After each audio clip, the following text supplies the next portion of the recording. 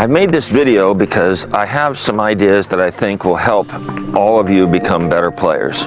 No matter what level you are, these are things that really can make a difference in how you hit the ball, how you learn how to continue to improve. And it's really been a goal of mine to pass on some of the information that was passed on to me from my coaches and teachers. So that's why I decided to make this video, to give you the tips that have helped me and that I know will help you.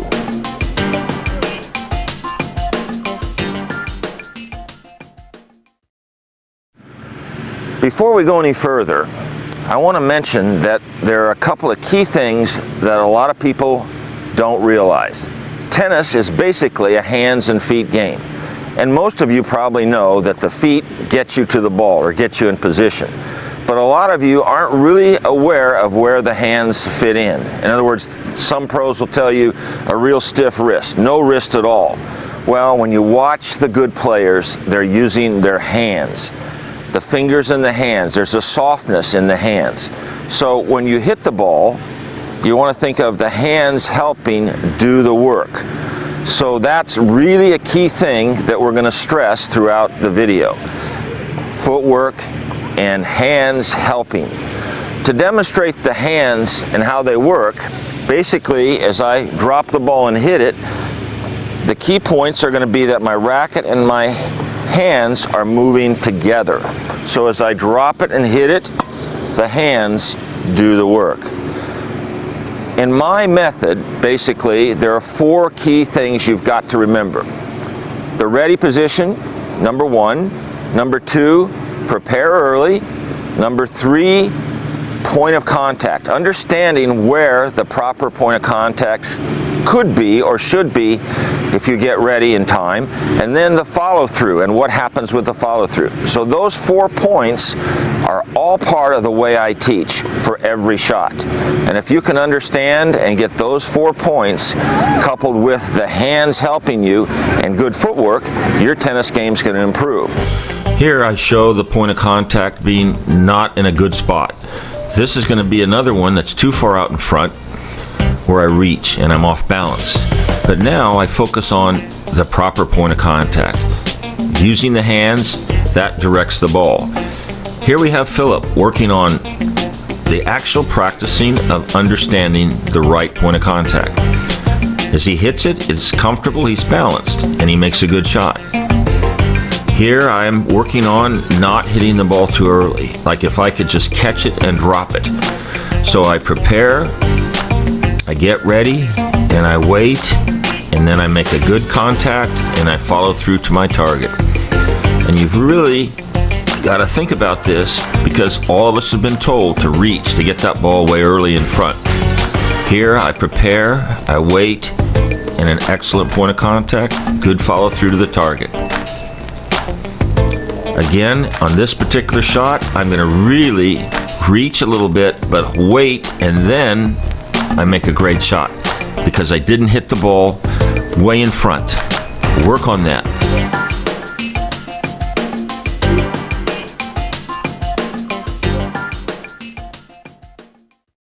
So, as I demonstrate number 1, the ready position, you want to make sure when you're waiting for the ball that your feet are moving, you're on the balls of your feet, that you're not kind of flat-footed. Try to eliminate all the tension. No death grip. Relax, because it's important to be relaxed in the ready position to go to the next step, number 2, which is early preparation. As I see the ball coming, and for demonstration purposes, we're going to use the forehand. As we see the ball coming to my forehand from the ready position, I turn and I prepare, and my racket's back early. Now, I'm ready so that when the ball bounces, I can hit it. So step number 1, ready position, prepare early. Now, for step number 3, the point of contact. Think about if you could find the proper point of contact, how would you do that? Well, I found that when I drop the ball and hit it, I don't miss it very often. So when I drop it and hit it, that's the proper point of contact if you can make it happen there. And then the follow through to the target And don't stand there and admire it, but follow through and go back to that ready position, preparing for the next shot. So if you put those 4 things together, step number 1, good ready position. Step number 2, prepare early. Step number 3, understand the point of contact. And step number 4, follow through and prepare for the next shot. In all your shots, you're going to be a better tennis player.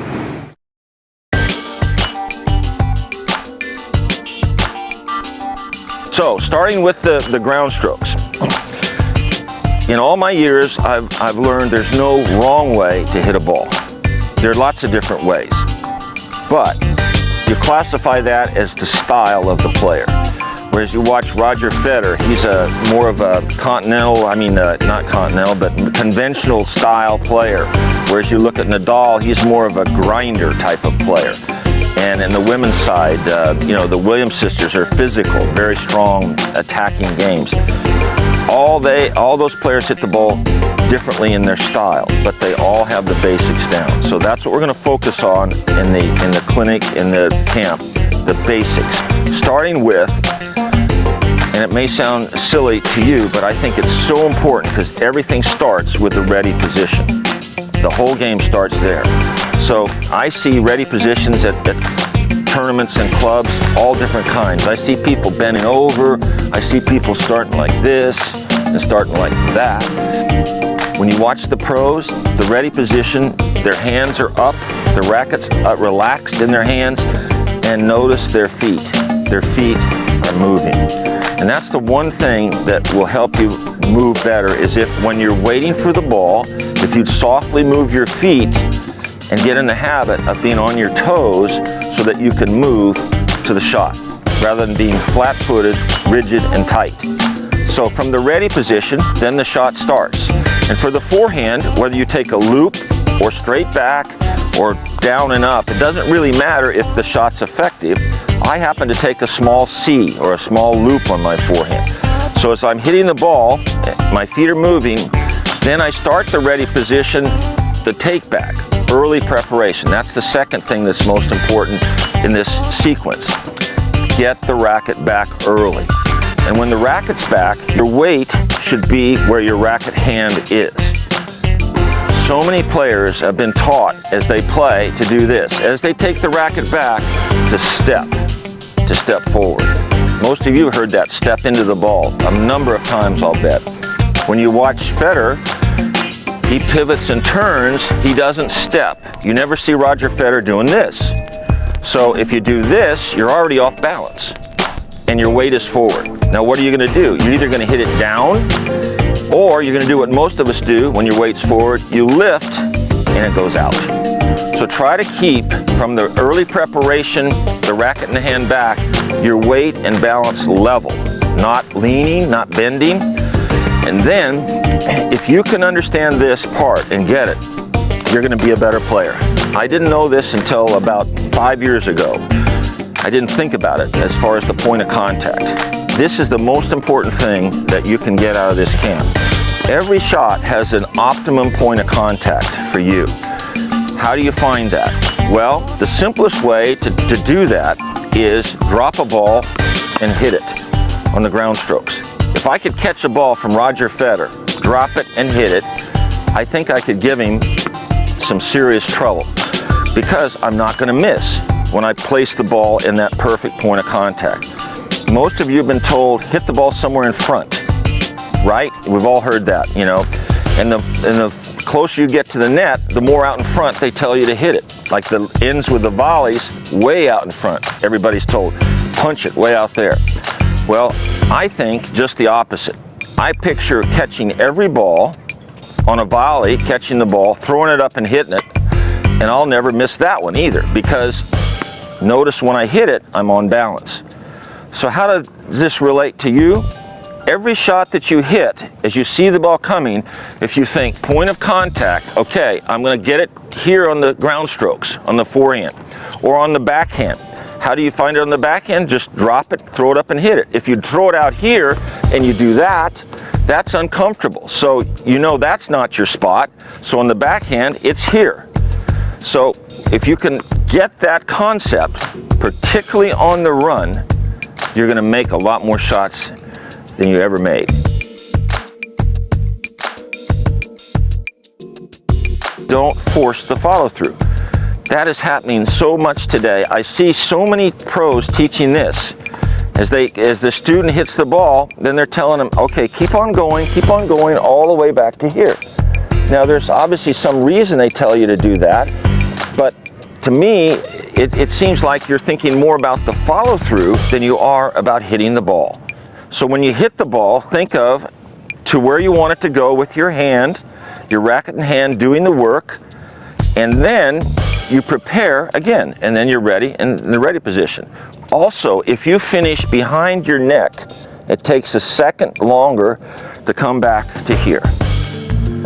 So that's another reason not to force it. If it happens that way, naturally, no problem. In other words, if you do like Nadal, he does this on his finish, on a lot of his forehands. He's getting that tremendous top. And then boom, he's ready right there. You don't see Nadal too often going back here. All those things about where they finish forced is a style issue. So the basics, as I see them now, the ready position starts everything. Feet moving, prepare early for every shot, including the volley. This also works on the serve, and I'll tell you how that works in a minute. Understand the point of contact, finish to the target, start it all over again. If you start to do that, you're going to be more consistent, you're going to feel the ball better, you're going to be able to hit the ball better. The grips in tennis are sometimes confusing to players as to what grip they should use. I feel the most important thing about the grip, it needs to be comfortable. And the basic preliminary grip that most people learn for the forehand when they start out is the shake hands grip. It can either be called the continental or the eastern, and those things refer to how much the racket face is turned or how far over your hand is. But when you shake hands with the grip, that's the basic grip for the forehand. And then to hit a backhand, then you turn it a quarter of a turn to the left, and you have a basic backhand grip for a one-handed grip on the backhand. There's also the extreme western grip where you're turning the hand totally underneath the racket, and this enables you to get a tremendous amount of topspin. And this is the grip that a lot of the younger players are going with, and I find a very difficult grip for most people to handle because you're really coming underneath the ball, a lot of topspin, but it's a real stress on the arm. So for most of us, really, it's either the continental forehand or the semi-western, which is the western but not as extreme, where the hand is behind the racket face, and this way you can hit the ball flat or top. And so usually a lot of players are using this grip that play on slower courts when they play on clay, and then they turn way over for the backhand, or they use a two-handed grip. Now, a two-handed grip for the backhand, more than the forehand, is basically the right hand behind it and the left hand underneath. So when you hit the backhand, both hands are being part of it. So there's really no standard grip for anybody. It's just what feels the best for you and gives you the ability to move the racket head comfortably to the ball. And so, you know, if you have a grip and somebody says you need to change it, well, you know, hold off. Don't change it unless it's going to help you strike the ball better. So just kind of pick it up and say, boy, that feels comfortable, and I like that, because the key is being able to move the racket head and your hand as you strike the ball. So hopefully this will help you understand the grips. Also, the service grip and the volley grip are pretty similar. The volley grip for most of us is better when it's one grip for the forehand volley and one grip for the backhand volley, which are the same, which is the continental. So you're not going to volley very well if you're switching grips up there. Ball comes at you too quickly. And for the serve, you want the hand a little bit behind so you can put spin or kick, slice or kick on the serve, or hit it flat. Now if you hit your serve with this grip, we call the pancake grip, you're pretty much going to be limited to how hard you can hit it. So again, try to shake hands with the racket for the service grip, and then that's going to enable you to move the hands and the racket through the ball. So good luck, and keep a grip on it.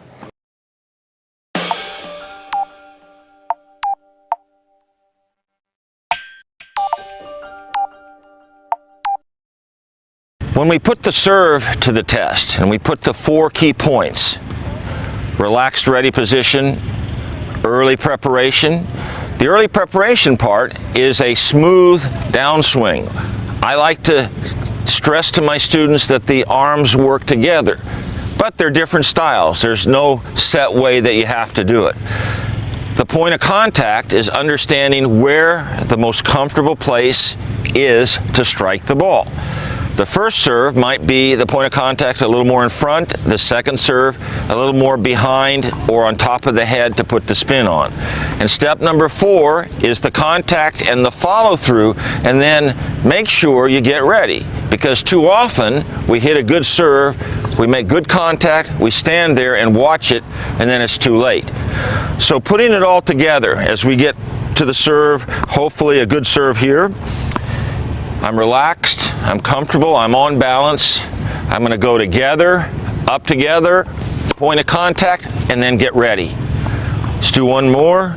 I'm relaxed, comfortable downswing, early preparation, good point of contact, and then get ready for the return. Late. So when you hit it this softly, you have to let your hand and racket do the work, like the throwing motion. So all more pace is getting from here and then making the hand go faster. Just doing this. Speeding it up just like that. So that's how you get more pace.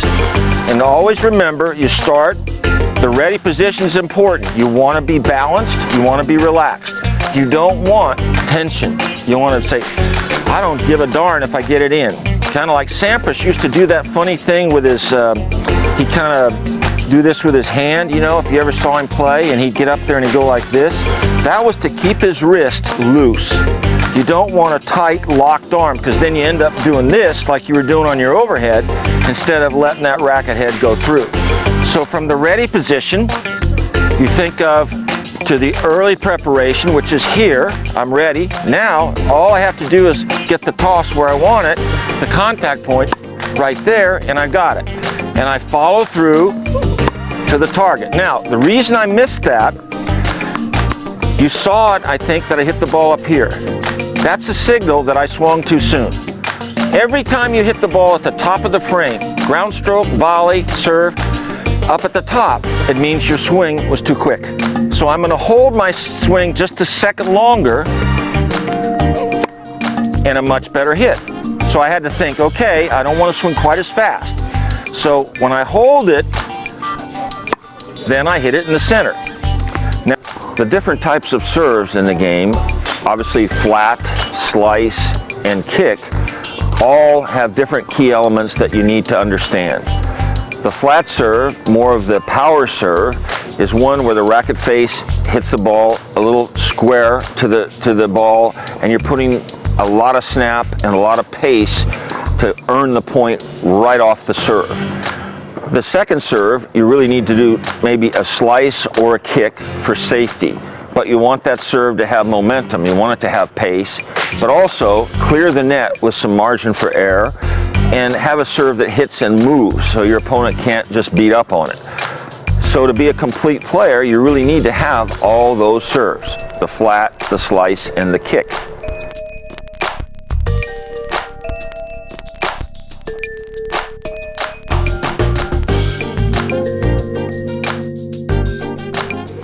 Real relaxed. There you go, good. Up together. That's it. A little bit. Try to remember that your hand, make your hand finish to where you want it to go. In other words, you want it to go to that middle box. Think your hand right there. But you don't have to extend out. Don't force it. Just let it happen. Ready? Good. That's it. Better toss. You need a little bit out there. if you have a tempo in this part, what I try to do is think of together and then hit, or slow and go, or hooray. That's what I think about when I'm serving. So I have a rhythm in the left and right arms. Together, together, and hit. Okay? Got it right where you aimed it. Keep those hands loose. The fingers got to help. Almost got it. That's it. There you go. That's the first one. You let the hands help you. Loosen it up. Yeah. A good tip for improving your balance on your serve so you're not leaning into the ball too soon is to put a racket on your feet and then take a swing. See if you can hit the ball and stay on balance. Don't let the racket come off. First couple of times you're going to find that you're off balance and you're moving, but your body will adjust, and pretty soon your rhythm and your timing and your balance will be where it should be, because if it's not, you won't hit a ball even close to the court. So this corrects the balance, really helps the timing. So let's see if I can do it. Whoa, I came a little off balance, but overall it was pretty darn good. Another tip that will help those of you that have a problem with the toss is basically take the ball in your free hand, throw it up there, and if you do it right, it'll come straight down into your hand. This also will help keep you from lowering your shoulder too soon, which is again a common error. So you just take the swing, throw it straight up, keep the hand up there, and the ball, if it's in the right spot, will come right back to your hand. My shoulders are parallel. As I hit the ball, I'm going to try to get the ball out in front and follow through to my target, hitting it flat on. And as I hit the ball, I'm thinking extend out, not so much up, which a lot of people do on the first serve, because if you extend up, you lose pace. So the swing is more out, shoulders back, and the weight goes as you hit it.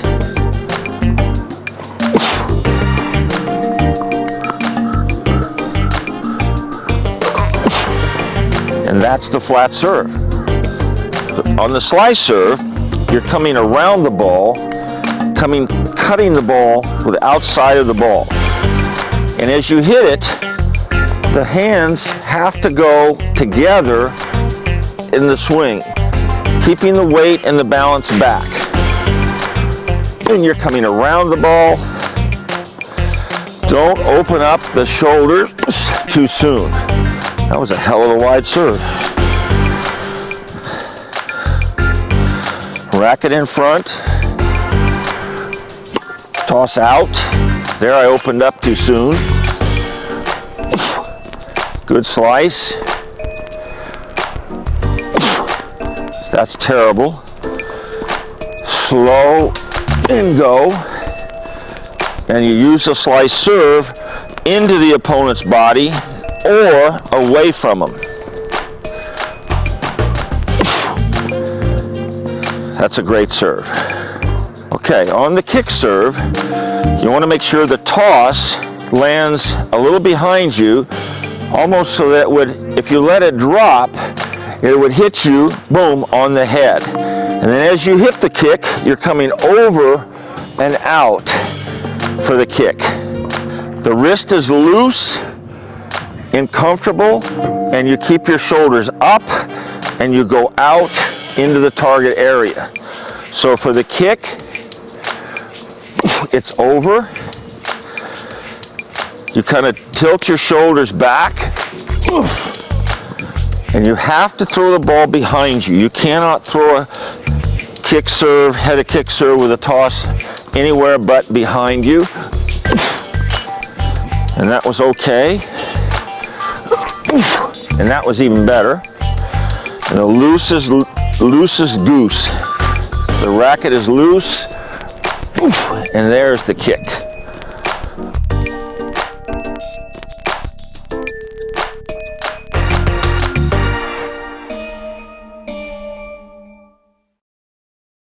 When you're having problems with the toss, a good fix is to take a racket, place it down where your first serve would be and practice tossing to that racket with a full swing. Don't do it with a half swing because that's not the serve. So you take a racket, you put it down about where the first serve would land, then you go through your motion, throw it up, and if you do it right, you're going to be pretty darn close to your racket. And if you do it really right, it hits in the middle and comes straight up and you catch it. When players talk to me about, what should I practice, I definitely always say practice your serve because that's the number one important shot in the game, the most important shot for sure. And then I say the number two most important shot of the game is the return of serve. And how often do players practice the return of serve? They'll say, I play matches. That's not practicing the return, that's playing. So go out there and spend 15 minutes hitting forehands down the line off the return and backhands cross court. You're going to be so much of a better player if you practice the return of serve and work on all of the shots. There are a lot of different ideas about how to move and what to do. I like to keep it simple, and basically I feel there's the little steps and then there are the big steps.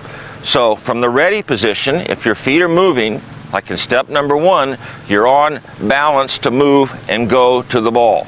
So as you see the ball coming, your footwork is key to get you turned or get you in position if the ball's somewhere close to you. If it's away from you and you've got to run, you may have to just run basically. Take a couple of big steps and then slow down and take some slow steps. And we're going to demonstrate some of these footwork key things for you. Some of the common errors of the footwork, probably the most common error that most of you make is that when you see the ball coming, you step into it. Your first step is forward. And when your first step is forward, that does a couple of things that put you in trouble. One, you're off balance. Your weight's forward. Two, what you're probably going to do is hit the ball too far in front. You're not going to hit the ball back here where the proper point of contact should be. Three, as you hit it, you're going to back up and then probably hit it out. And four, you're not going to like the result. So try to remember that instead of stepping forward with the footwork, the steps a little pivot to the side. A little pivot to the side. You never see the good players stepping into the ball. So, putting it together again, feet moving, you're ready to go. And as you go, you prepare, you get ready early, and then you make sure that you wait to that proper point of contact, follow through, and then get ready for the next shot. Here we have Dan working on footwork, an important part of the game, obviously, because there are no good, slow tennis players. This exercise is the footwork ladder. The object is to take little steps, stay on balance, work on being on your toes, and stamina. It works on conditioning and stamina as well. So it's a great way to work on the things that are all important for tennis. And here Dan is doing another footwork drill, which I call the shadow drill. And the object of this drill is to work on moving slowly up to the net, never stopping, and playing an imaginary point in your head, and you see how one shot flows into the next, where it's simply moving, hitting and moving. You have to tell yourself, hit and move, but also remember, don't hit the ball too far in front. Again, he's recovering and keeping his head still. Common error is a lot of head movement when you're running. All the good players keep their heads still. So he hits and recovers. And the end part of this drill is you work your way up to the net with a drop shot and then back pedal and get ready to start it over.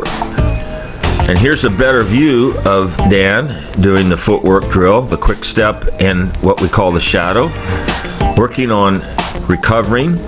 And one of the things Dan does that he's trying not to do is to not cross his feet in the side shuffle, making sure that his feet don't click either, because that slows you down. On his toes, moving every ball, flowing into one shot, into the next. So you recover and hit. Movement in tennis consists of a lot of different kinds of steps. There's some short steps or small steps. Sometimes you got to run full blast. So you just can't say you run a certain way. You've got to be able to kind of take side steps and learn how to shuffle. When you watch the good players play, like Federer, the interesting thing to note is that as they move, they're getting ready. They're getting the racket back as they move to the ball, so that they seldom look rushed when they get there. What most players forget to do is to prepare while they're moving. An important thing that will help you move better is when you're waiting for the ball in the ready position, keep your feet moving softly on your toes so that you have momentum to get to the ball. And then as you practice, the shorter ball, you're not going to have to move as far. So you're going to take maybe shorter steps, a couple of side to side steps. When the ball is a long ways away, then you've got to run full blast. But always remembering to run and get the racket back and learn to use your hands on the run just like you do when the ball's hit to you. There's no key thing to say how you're going to move better other than go out there and practice and work on balance as you're running, work on preparing the racket, and remember the point of contact still holds true when you're hitting balls on the run.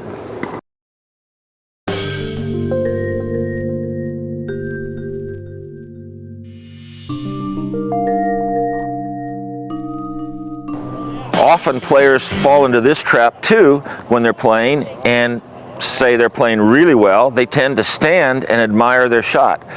Don't stand there and admire the shot. Get ready for the return and always expect every ball to come back, because you're going to be surprised if you think it's a winner and it comes back. So just expect your opponent's shot to come back. You'll never be surprised.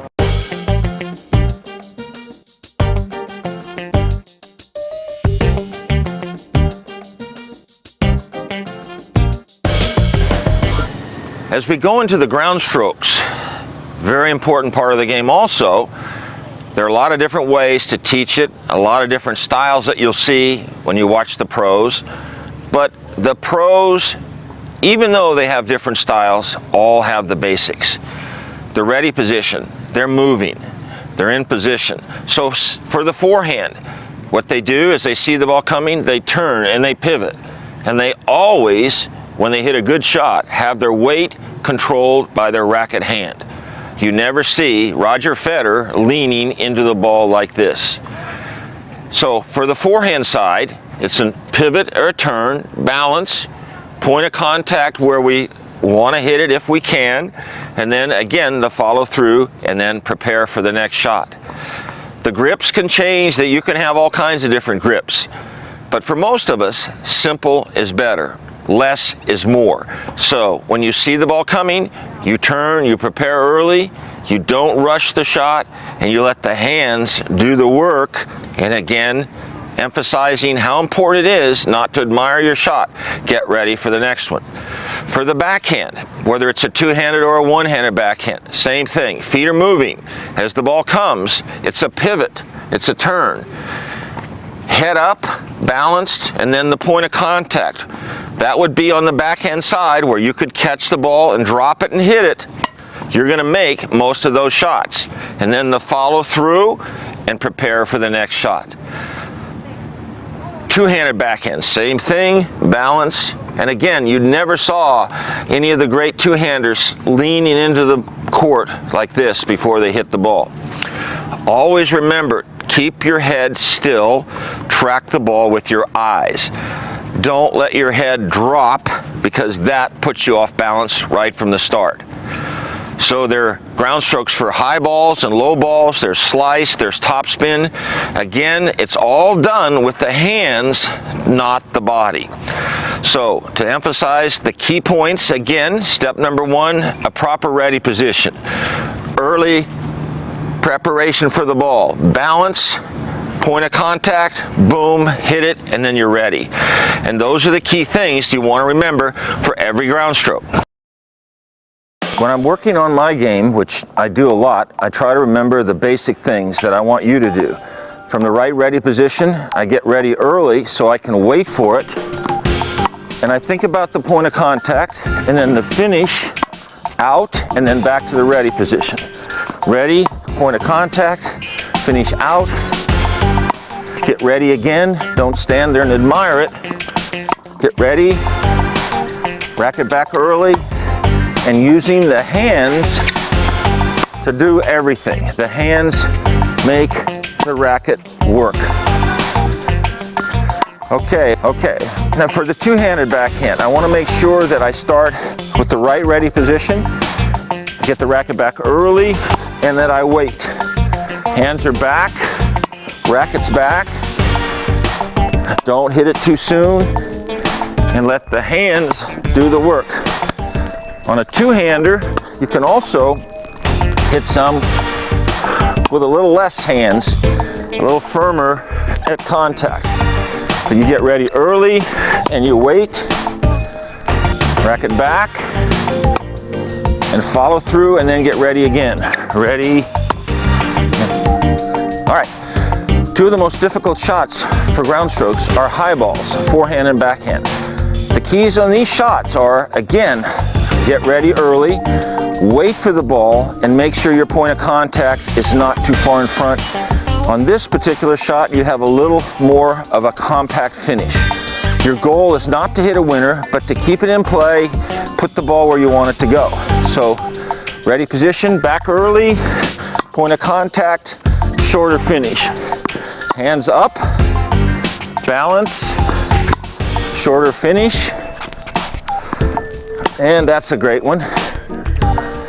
Okay, on the backhand, up high, you're going to hit this with a little slice,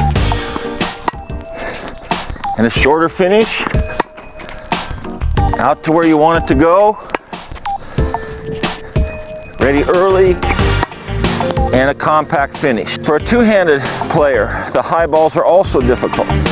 So again, you need to make sure you start in the right ready position. Your feet are moving. As you take the racket back early, your body will turn. Make sure again that the finish is compact, it's not big.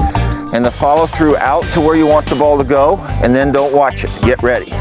So hands up high, and that's a good finish. Up high, and that's even a better one.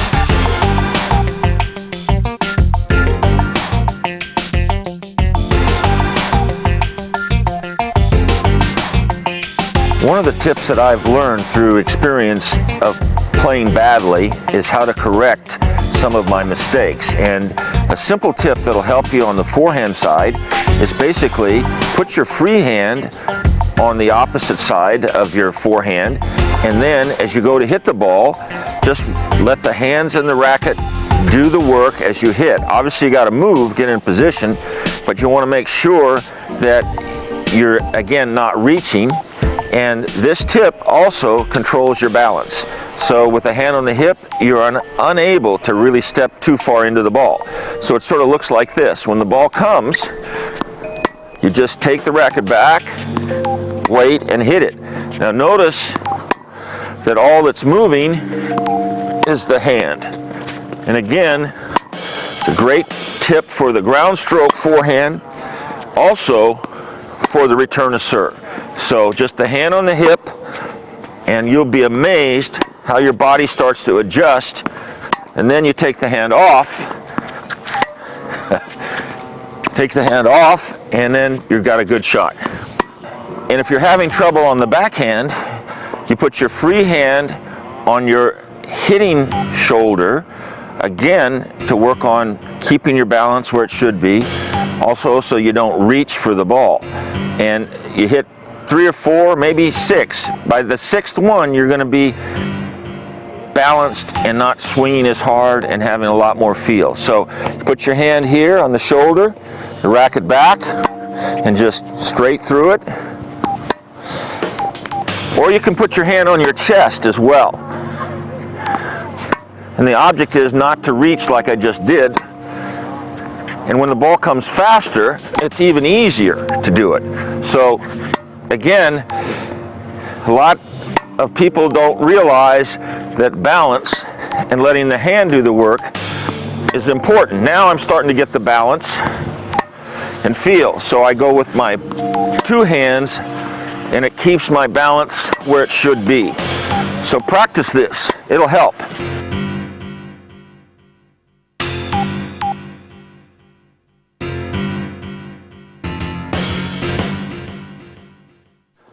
Some of the trouble shots at the baseline can be handled in a simple manner. They can just be easily gotten into play instead of trying to do too much. What you have to remember is to prepare early when you're in trouble, a little shorter backswing, and one thing that helped me tremendously whenever I was in trouble is I aim down the middle because I have a lot of room to miss. Also, if you're in trouble from the baseline, way behind the baseline, aim high over the net. It's easier to miss it in the net when you're back far than it is to miss it out. That's where most people miss, they miss in the net. So aim high, go down the middle, shorten the backswing, shorten the follow through on a trouble shot too, because you sort of panic when you're in trouble and overswing. Prepare with a shorter backswing. You prepare with a shorter finish.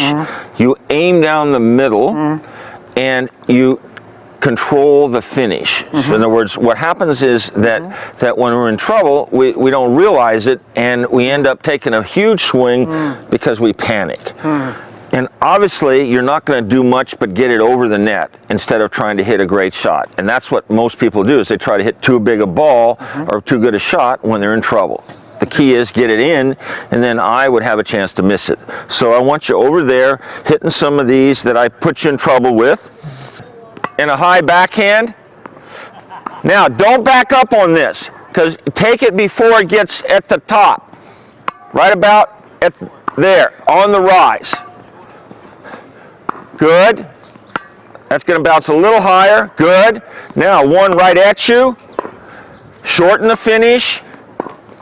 On the run, way to get ready, go, on the run, right at you, good, a little deeper, short finish, good, that's perfect, that was perfect. All right, one more like that, short ball, coming up, rack it back, great get, and always back up a couple of steps once you get that one. Good, a high one. Now that one you carried it on a little bit big. Shorten. Good. Good. Not too soon. Yeah, and you remember, just like every shot, wait for that point of contact. Good. Down the line. Good. Let that one go. Sorry. You can go down the line now. Good. Down the line. Nice. High one down the line.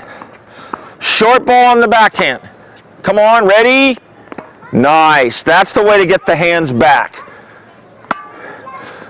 Good. Sorry. Now a high, deep one like this, you take out of the air. Again, on the backhand. Perfect. Short ball forehand. Come on, you got it. And perfect. All right. Is that all the shots that I was hitting to David were designed to be difficult, to put him in trouble, and he handled them very well. He looked smooth on every ball. He was ready. He didn't look rushed or awkward because as he was moving to the ball, he was getting ready. And when the ball came right at him, he didn't take a big swing. He compacted everything. And he kept the ball in play. If you can learn to make your opponent have to hit one more shot, particularly on those type of balls, you're going to win a lot more points instead of trying to hit the one in a zillion. So think about that. Be conservative on those trouble shots. Don't try to hit the ridiculous. Get it in the court.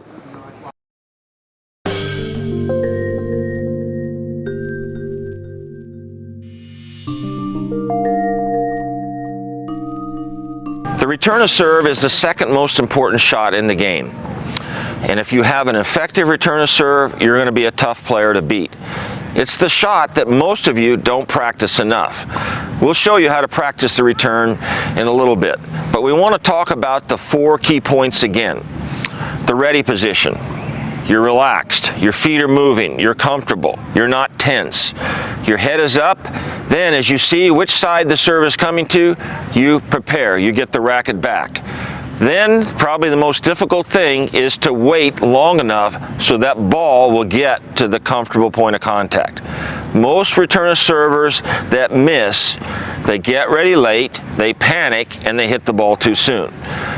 So when your point of contact, if you could catch it and drop it and hit it, that's where you want to hit it. Then the follow through is a little shorter than your normal swing. Then you get ready for the next shot. Don't just stand there, move. Go somewhere, which will show you where to go in a little bit also. So putting it all together again, nice relaxed ready position, early preparation, point of contact where you could catch it, drop it and hit it, a little shorter follow through, and then get ready for the next shot. On the return of serve, you want to make sure that your ready position is correct, in that you want to be relaxed, you want the feet moving, you want to be balanced, and you don't want to be leaning in to the ball.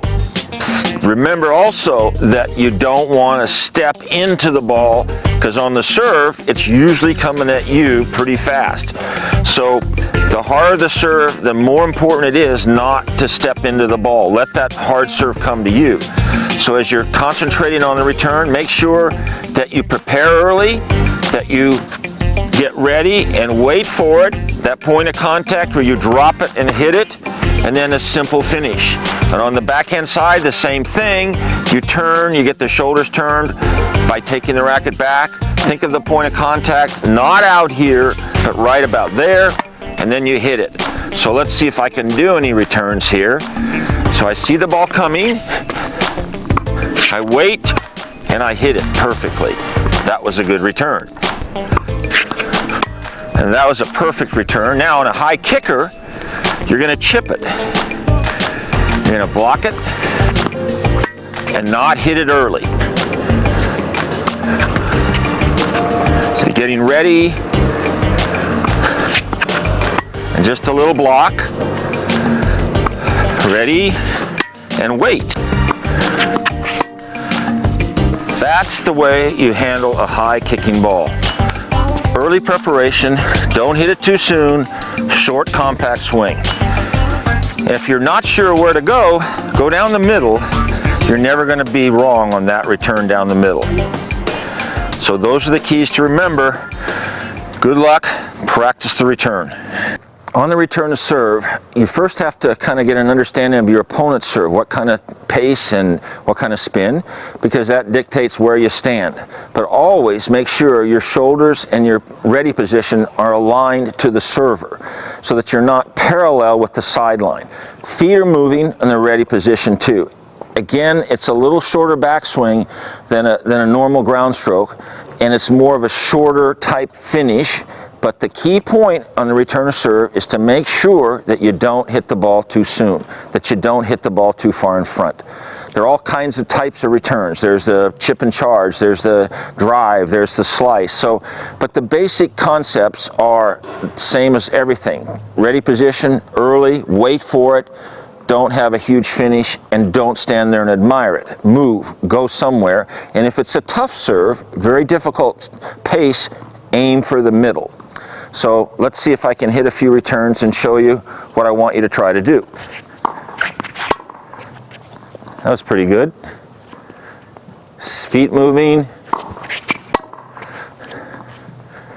And as you practice the return of serve, you practice down the middle, and then you try to go down the line. But again, on the tough returns, you try tough serves, you go down the middle.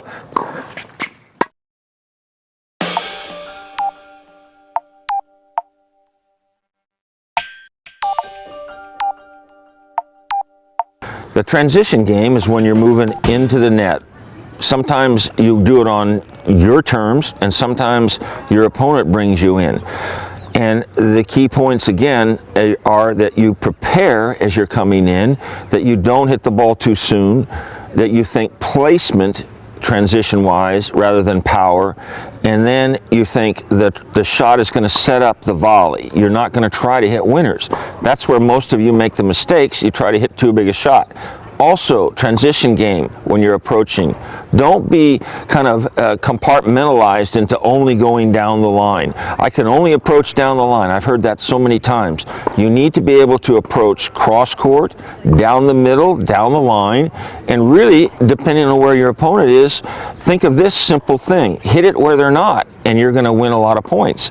Also, don't overplay and give yourself some margin for error on the approach shots in the transition game. All the principles apply: early preparation, good point of contact, use the hands, balance, finish to the target, and then prepare for the next shot in case they do get it back. Don't close too close either when you transition. You come in, you get too close, the smart guy lobs you. I don't think you need to worry about the split step, because when we played and most of us were serving volleyers, no one split step. So I don't believe the split step is necessary. It's sort of a slide or glide movement. It's got to be natural. Everything in tennis will be better for you if it's a natural, simple move. So in the transition game, practice, and work on placement rather than power.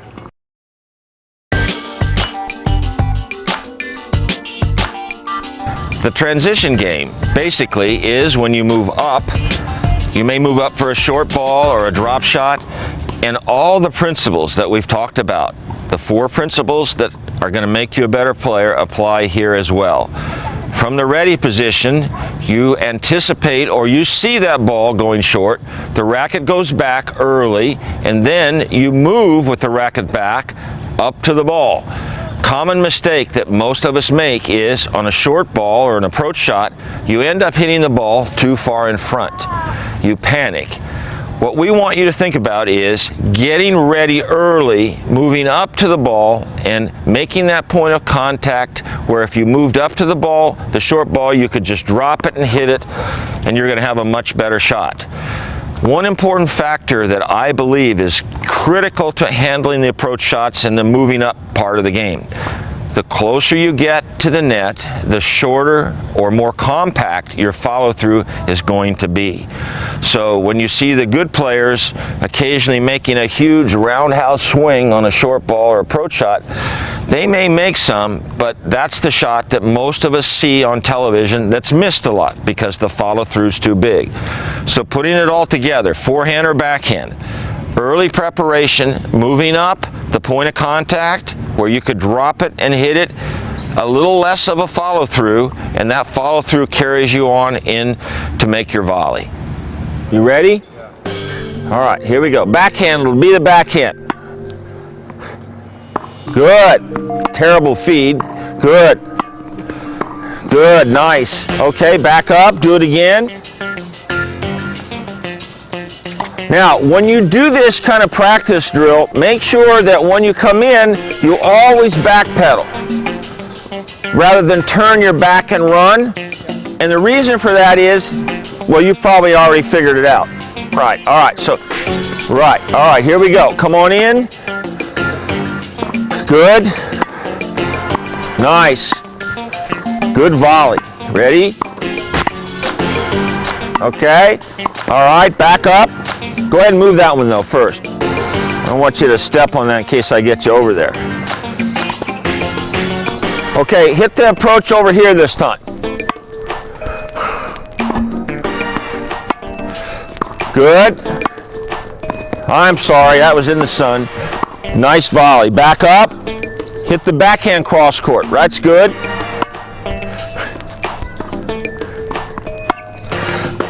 Okay, that was too soon and too flat, that forehand. It's like that. Open the face. Let's do that again. Come on. Good. Still a little flat, so I'd like a little more open and a little more cut.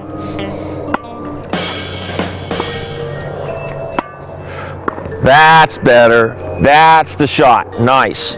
No one's going to run that one down. Last one. Good. Perfect. On David's transition, everything was perfect as far as the approach shots. He got a little excited about the volley, which we all tend to do at times, and made the pass a little bit early. In other words, he swung too soon. And on the forehand side, the ones that he didn't make, he hit a little bit too flat. But the transition part was perfect because he was ready, he prepared early, he didn't rush, he was smooth, and he didn't try to hit a winner. He placed the ball to set up the volley, and that's what you need to do.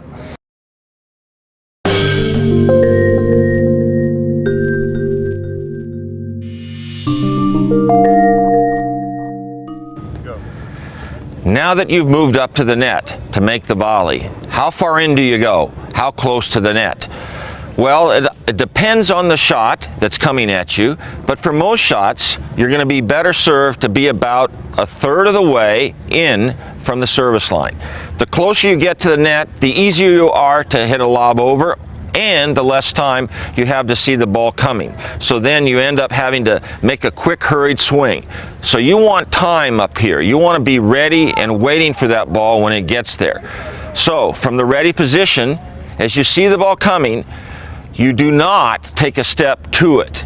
You stay in position, you turn, you get the racket back, early preparing, and then the point of contact. If you could catch the ball and throw it up and hit it, you'd hit every one of them successfully in this area. You'd make a lot of mistakes when you connect out here or up here. And that's what most of us do. We tend to get ready late, we panic, and we swing too soon and hit the ball too far in front. The follow-through on the volley is probably the shortest follow-through of all the shots. It's a very simple follow-through, it's not big, and you direct the ball with your fingers and your hands. And a lot of pros will tell you, stiff wrist on the volley. No fingers, no hands. But to be a good volleyer, you need to use the fingers, the hands, to let the racket head put the ball where you want it to go. Make sure that after you make a volley, your feet are moving, you're ready to go to the next shot in case they get it. And always be looking for when you hit a good volley for your opponent to lob you. Principles are the same for the volley, but make sure you don't get too close to the net or the opponent's going to lob you. So about a third of the way in, feet moving when you're there, ready early, don't hit it too far in front, ready, and make sure that you don't close, because if you close, you're going to get lobbed. Only close if your opponent's shot tells you to close. The high forehand volley, that's the shot most of us tend to miss because we get ready late and swing early. So on this shot, early preparation, short finish, balance, and don't overswing. Ready? Not too soon. High backhand, same thing. Ready early, and then hit. Not too far in front again. The no pace volley, or when there's a floater that you got to move up to. Move, but get the racket back as you're moving. Don't wait till you get there to get ready. So on a dink or a push or a poopy ball, that's what you don't want to do. That was a good example of how not to. All right, so ready for the dink.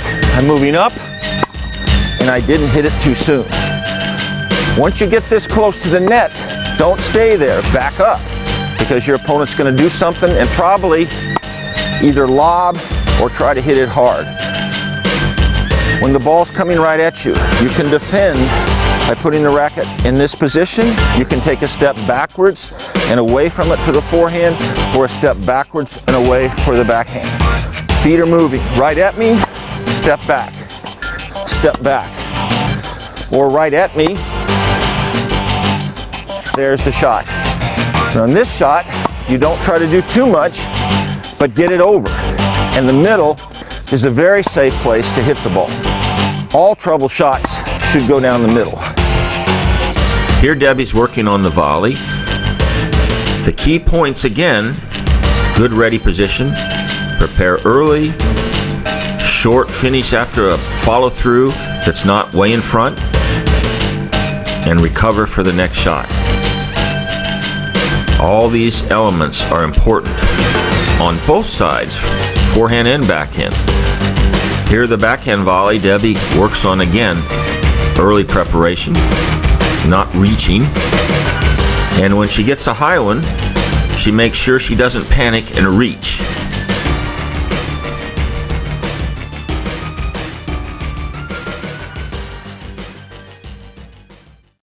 Like the hand on the hip on the forehand side for the ground strokes and the return of serve, this also works when you're at the net too. So again, you just put your free hand on your hip, keep your feet moving, and remember the key part about this is not to hit the ball too far in front and to let your hands do the work, let the racket do the work. So this is again to stop me from leaning into the ball or moving into the ball too quickly, and it really does work. So ball comes, just a little bit of a backswing, racket back.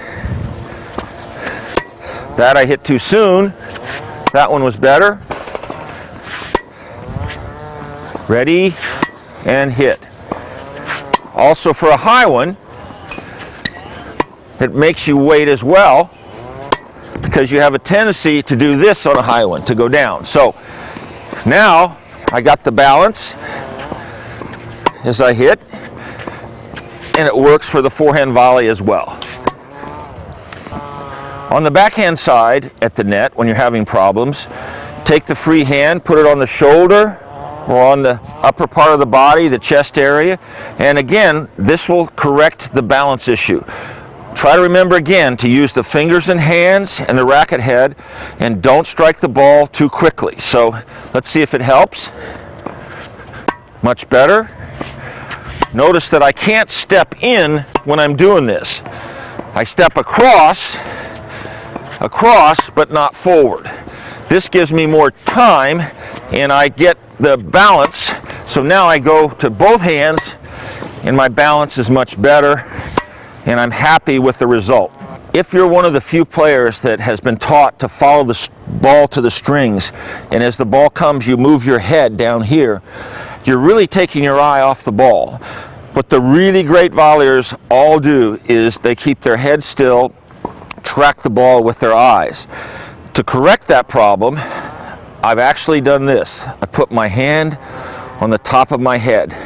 And what that does, again, every time you move your head, you feel it. So if you have that tendency and you're really trying to correct that backhand side, it'll also work for the forehand side too, but keep the hand on the head and your head will not move. You track the ball with your eyes. So that's a good way to overcome. I know you think you look silly, but who cares if you play better, right? Who cares? If you're hitting better shots, do it.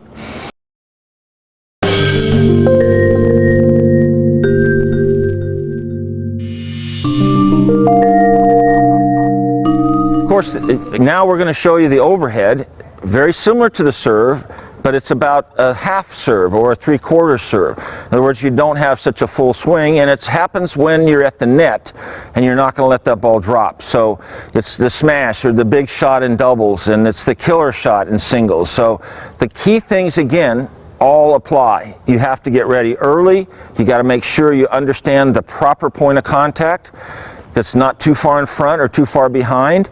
And a good way to do that is to practice by catching the ball on the lob with your left hand and then throwing it up, having the racket in the ready position, and then throwing it up and hitting it. That gives you the point of contact that you want to have when it's a live ball. So let's try that and I'll show you what I mean. So you're going to catch it with your left hand. Hopefully, I knew it, I dropped it. All right, you're going to catch it with your left hand. Now I'm in the ready position, I throw it up, and if I could hit every overhead like that, I'd love it. Now that I've shown you where to get that point of contact, let's see if I can do it in real time. Early preparation, ready, and hit. Ready, and hit. When does a high ball become an overhead? How high does it have to be an overhead? The best way to understand this is that if the ball has height on it as it's coming to you, and you're going to hit it by standing straight up. That's the overhead. Now, there are some balls that are in between, and those are the kind that most of you try overheads on and miss.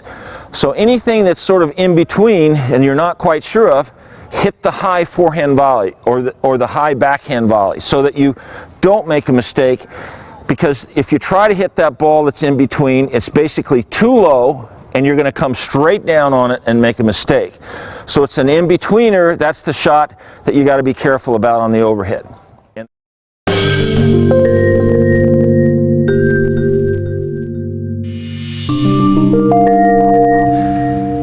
In tennis, there are a lot of shots that look kind of effortless and shots that people make and you say, how the heck did they make that? Those shots I call the specialty shots. Some of them you already know how to hit, the drop shot, the lob, but to go through all of them, basically, the 4 points are critical. On a lob, when you're running for the lob, it's important to get the racket back before you get there, if you can. Then also think of if you could catch the ball and drop it and hit it, that's the proper point of contact. And then it's a follow through to where you want it to go, and then you move. The half volley, the ball at your feet. Key thing here is that your weight is not forward. In fact, that's a key thing for every shot, but it'll kill you on the half volley if your weight is forward. So as you come in or you get caught, the racket drops, the point of contact hopefully is here, it's a little shorter follow through, and you direct the ball with your hands to where you want it to go, and then you get ready for your opponent's next shot.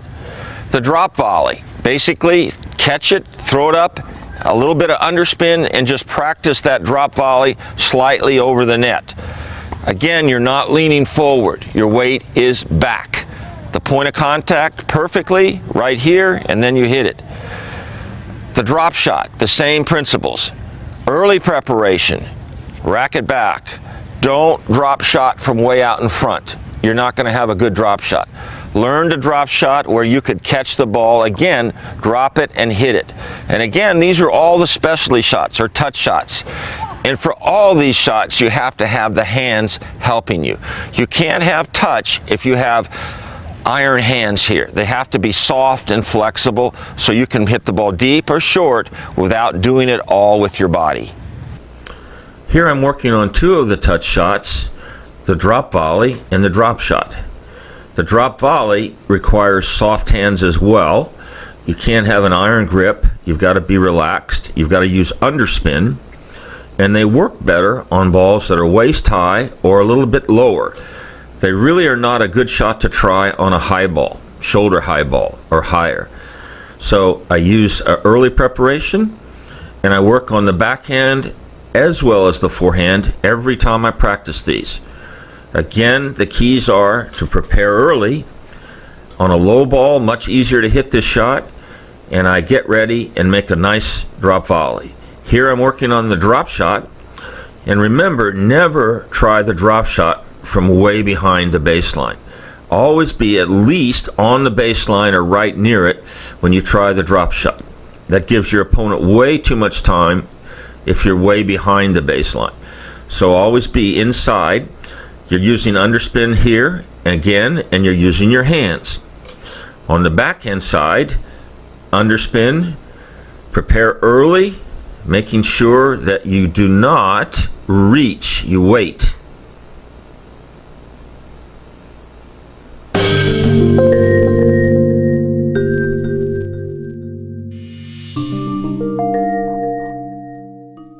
In our instant world of fast fixes, everybody wants to improve like right now. And I'm sorry to say, in tennis, it doesn't happen that way.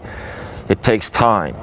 And you have to understand it takes time and commitment. You're not going to be a rapid fire improving player in a week or 2 weeks. It's going to take some months. So be committed and be patient, because steps in improvement are little. You take a little step, you go a little bit further, and then you kind of stay there for a while. But if you keep trying and keep working and keep focusing on getting better and are patient and don't expect quick fixes, you're going to get better.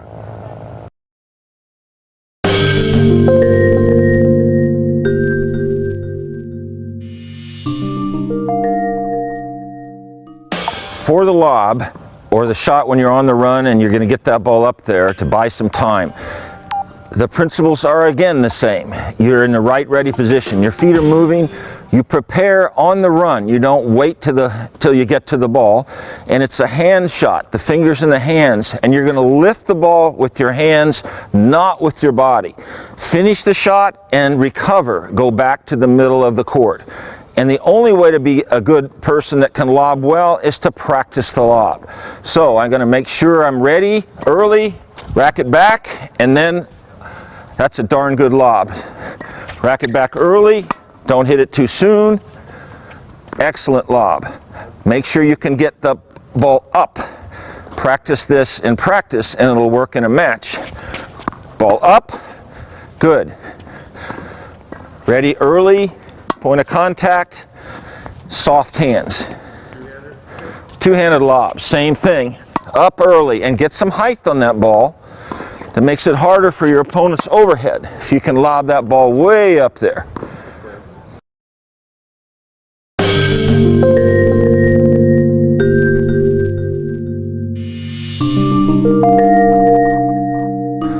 You can hit a half volley from pretty much anywhere on the court, but most of the time it's going to be when you're playing doubles or you're coming in singles and you get the ball kind of at your feet. This is the one shot again where you can just drop the head of the racket and it's a little scoop shot. So there's not a lot of movement with the body, it's just the hands. So here's how you do it. There's the shot. Ready early, and again, like all trouble shots, you want to hit it down the middle. If you have, yeah, aim for the feet, good. Little scoop. And the key thing here is not to be leaning forward with your balance like this, or you're dead. So the balance stays and the hands, nice little scoop, does the work. And of course, if you make a successful half volley, move in so you don't have to make another one.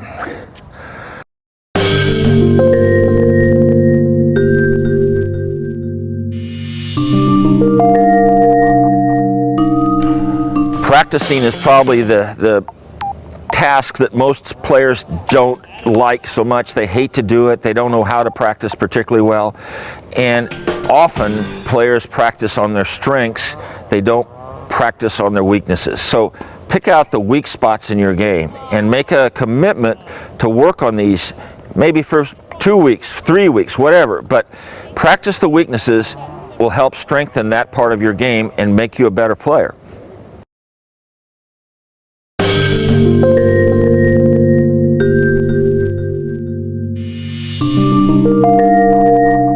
Contact, which definitely you need to remember because sometimes you end up hitting the ball too far in front. So we'll do it on the forehand and the backhand. And you're going to start with a racket back and then comfortable bounce and then hit it. And they'll go cross court with the first one and down the line with the second one. Okay? So now you don't want to start like this because you're not ready. You end up having to swing hard. So start from this point, okay? This is good. This is really what you need too.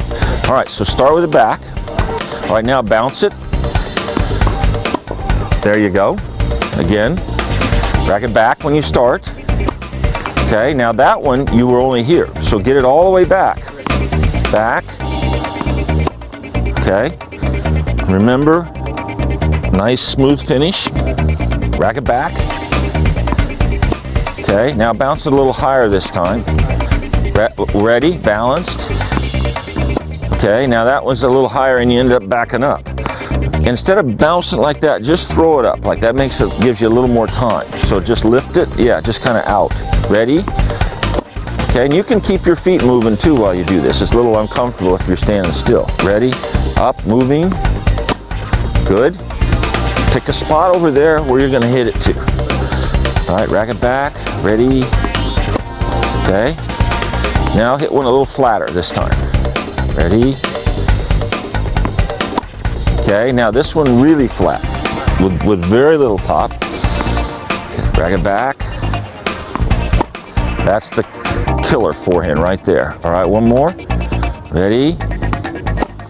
Okay, now a little top spin high, like you're playing defense, defense.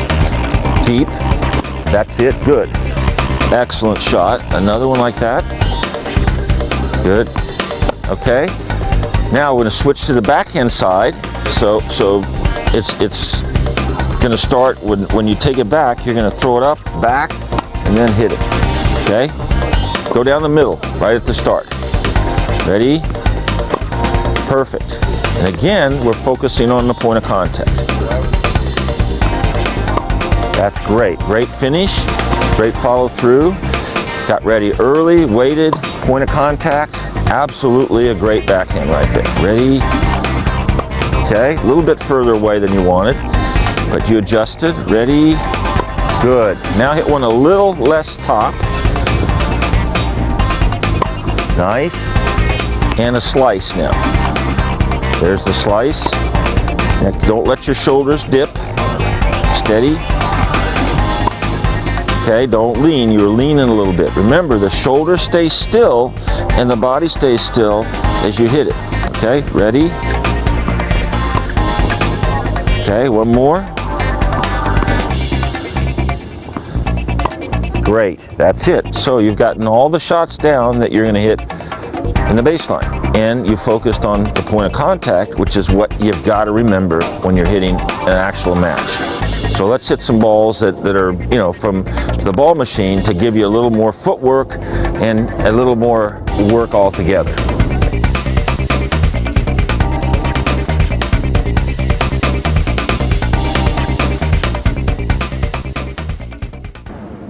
One of the things that I see in junior players so often is that they get so angry and they think they have to make every ball a winner. Well, realize that matches are won by the number of unforced errors that a player makes. So you don't have to hit a winner. Get the ball in the court. You're going to win a lot more matches if you follow that philosophy. Finish to the target. Pick a target over there too. Pick an area. Perfect. Great finish. Ready early. Balanced. Perfect finish. Point of contact. There. Caught it a little bit early on that one. Ready. Wait. Good. And remember to let the hands do the work. That's great. Good footwork there. Ready. Good. Keep the feet moving after you hit it. Nice. Ready early. Come back to the proper ready position when you start. Ready. Good. Turned a little bit. Okay, right. Okay, back to the middle after every shot. This is a great way to get the feet moving. Back to the middle. After you hit it. Good. Back to the middle.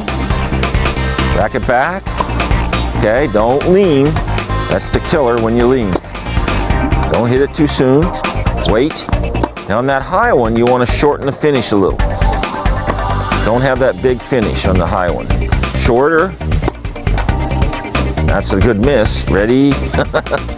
All right. Right back to the ready. Okay, move. Back to the middle after this. Okay, now slice. Okay, slice this next one. Okay, you're going down. Go out. All right, come on. Ready? Okay, slice the backhand if it comes to the backhand. Slice. Good. Top spin. Good. Top spin. Too soon. Nope, way big on the finish. Short on that finish. Short now. There you go. Good.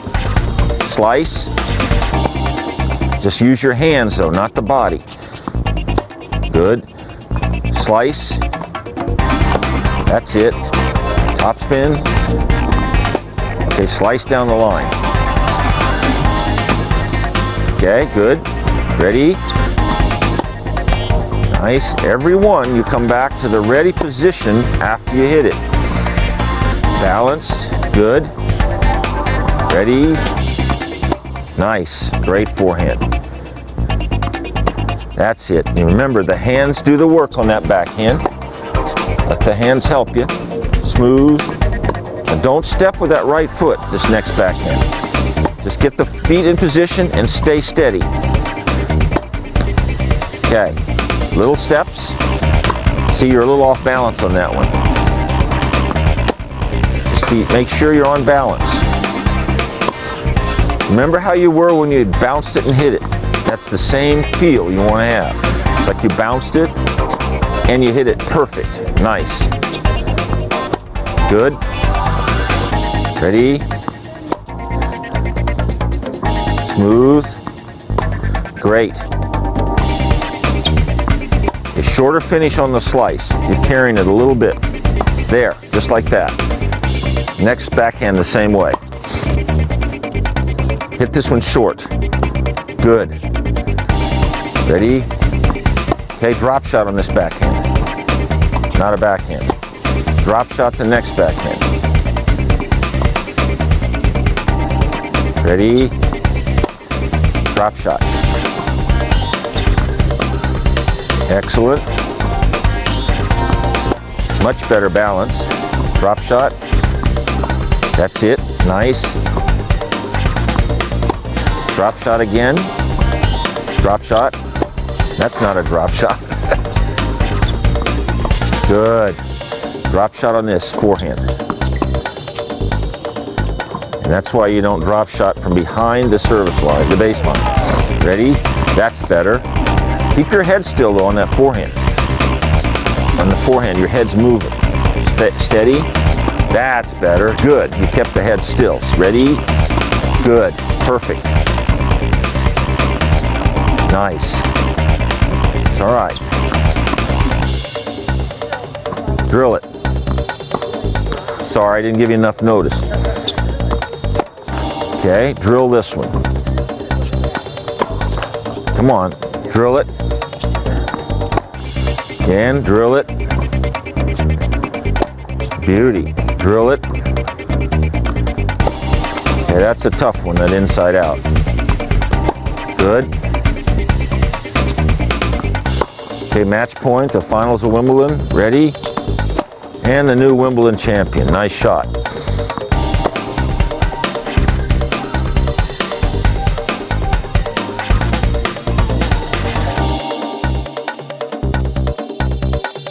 And probably the most often overlooked part of the game in lessons, in coaching, is to work on the concentration. Concentration on the tennis court is an acquired skill for most players. So you have to learn how to concentrate through bad calls, through interruptions, through balls rolling on the court, whatever. You have to be able to concentrate, keep your focus on the point ahead of you, and if you can learn to concentrate, block out everything else, you're definitely going to be a better player. And on this one, and go in with it. There you go. Ready for the volley? Good. Okay, kind of tough to see. Okay, back up. See, that's where it's slow when you have to wait for the volley. Do you want me to make it go faster? Couple more groundies. Okay, smooth. Okay, one more and go. Going in after this. Go. That's it. Ready? Good. Okay. Shorter the swing, the better. Same thing. Come to the ready position. Good.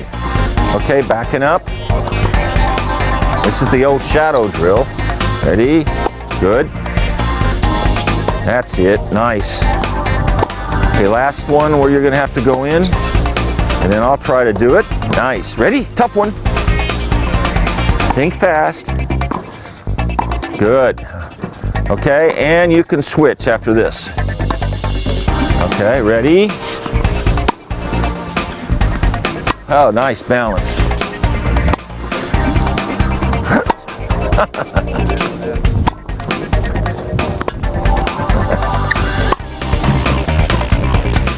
I want to hit a few.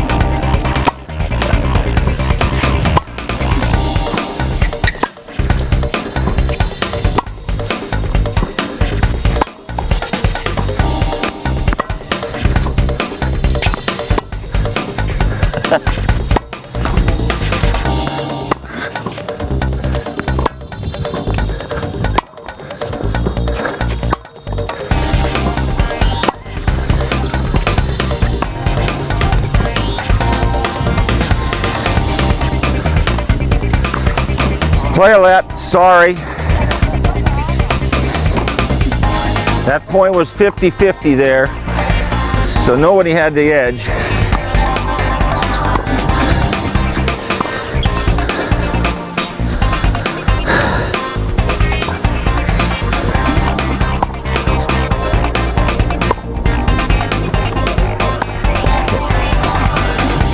Okay, that was late. Getting ready. Get ready. Just get ready so you're waiting, just like the groundies. That was better. Ready?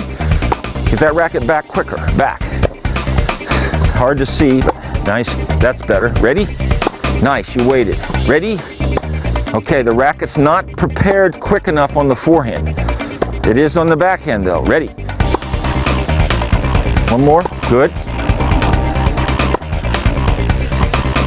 Go with the tip more on the forehand. And go cross court on the next forehand. Good backhand. Really see something.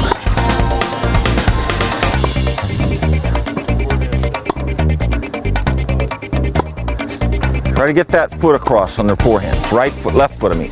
There, get turned. That's it. Get across, cross.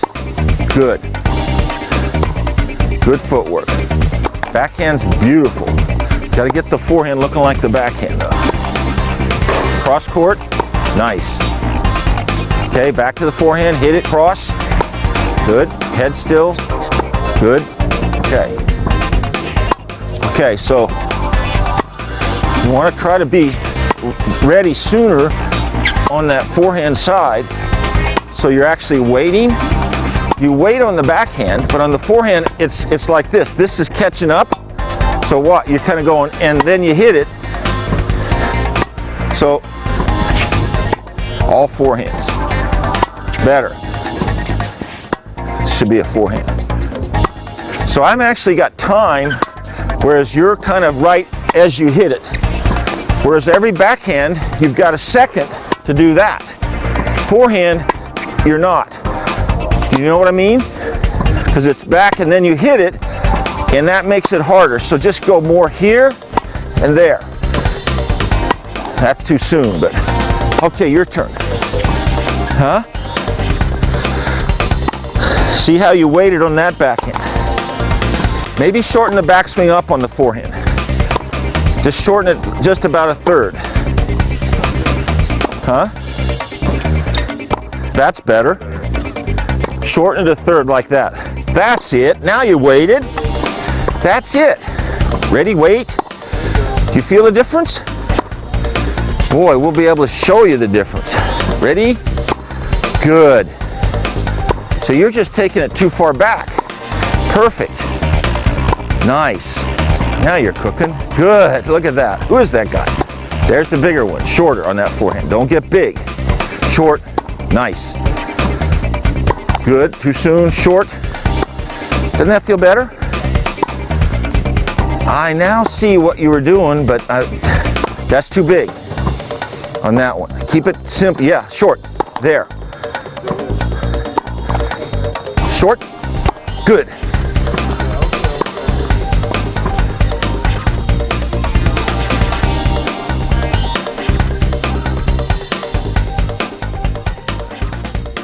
When I go to tournaments and I watch the junior tournaments and the adult tournaments for that matter, I see a lot of players making terrible calls. And you know, this is a game. This is really supposed to be sportsmanship. Tennis has always been classy, and what you need to do is remember, you got to play fair. If you don't see it out, you're not sure, it's got to be in. So play fair. You're going to be a better player too, because you're going to know that you didn't win by cheating. I hope you've enjoyed the video, and I know if you watched it carefully, you've learned a lot, because I've learned a lot in my many years in the game. The knowledge that I passed on to you will help you if you take it slowly. Don't expect great things to happen overnight. It takes practice. Pick one part of your game that you're going to work on. If you focus on the key points, the key things we talk about as far as the proper ready position, to prepare early, understand the point of contact, and a simple, easy follow through to your target, you're going to be better. And again, there's no way to do it without getting out on the court. So you know, you can watch all the tennis videos in the world and take all the lessons in the world, but if you don't practice, it's not going to happen.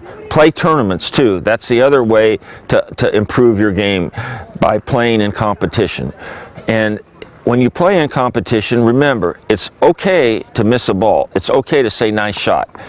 And you know, you're not better or worse if you win or lose. You know, it doesn't really affect anything. It just means the other guy might have played better today. And learn from your losses. I learned more from losing by far than I did from winning matches. I learned how to improve. So that's why we made the video, to help you learn how to improve. And if you watch it carefully and study it and listen, you're going to be better. So have fun, work hard, play better.